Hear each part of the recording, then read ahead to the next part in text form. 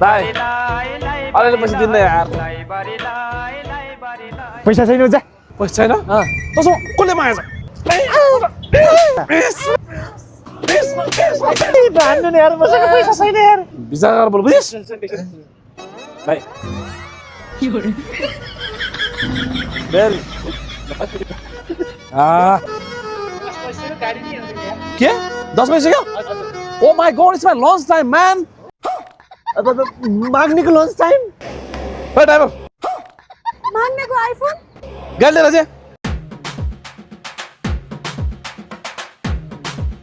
hello बस के को हलो नि 10 बजे मेरो लन्च टाइम हो फोन गर्नु पर्दैन मलाई सरी बस एक्सक्युज मी यो तपाईँ गाडी हो मेरो त अरू कसको छ त्यो गाडी तेरो ओनर परेको ड्राइभर आएछ बुझिस ए पार्टनर जाऊ जाऊ जियो पनि तपाईँको पार्टनर हो पार्टनर 25% शेयर छ यसको यो कम्पनीमा या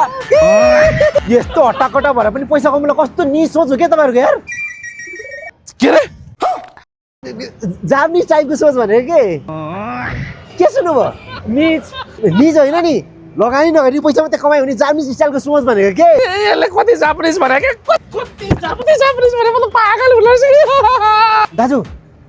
उहाँ किन जापानको नाम सुन्ने बित्तिकै आदि बोल्नु भएको के हुनु नि उहाँले विगत 4 वर्षदेखि जापानिज ल्याङ्ग्वेज पढ्दै फेल हुँदै त्यही भएर फ्रस्ट्रेट भएर उहाँले यो बिजनेस अप्नाउनु भएको तपाईँले जापानिज भाषा पढ्नु भएको छ हो नि त्यसो भए जापानिज नमस्तेलाई के भन्छ भन्नु त नमस्ते चोरले भन्छ ए तिरिका तपाईँले त मगर भाषा सिकाएछ नि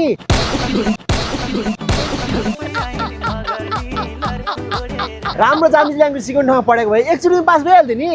तर कतै जापानिज ल्याङ्ग्वेज राम्रो सिकाउने ठाउँ थाहा छ मलाई थाहा छ नि कहाँ यही 3 कुनेमा रहेको सान मारिना एजुकेसन कन्सल्टेन्सीमा जापानिज ल्याङ्ग्वेज एकदमै राम्रोसँग सिकाउनुहुन्छ नि हजुर यदि तपाईहरु पनि राम्रो जापानिज ल्याङ्ग्वेज पढेर जापान जान चाहनुहुन्छ भने 3 कुनेमा रहेको सान मारिना एजुकेसन कन्सल्टेन्सीलाई सम्पर्क गर्नुहोला टिचरहरु पनि जापानबाटै फर्किनु भएका एक्सपिरियन्स हुनुहुन्छ र अबको अपकमिङ इन्टेक भनेको जुलाई र अक्टोबरको लागि छ हाईली एक्सपिरियन्स डकुमेन्ट अफिसरहरु हुनुका साथै 100% भिजा सक्सेस रेट छ टिल नाउ सान मारिनाको नेपालमा हेड अफिस 3 कुने र ब्रान्चहरु न्यू बानेश्वर र दाङघोराईमा रहेको छ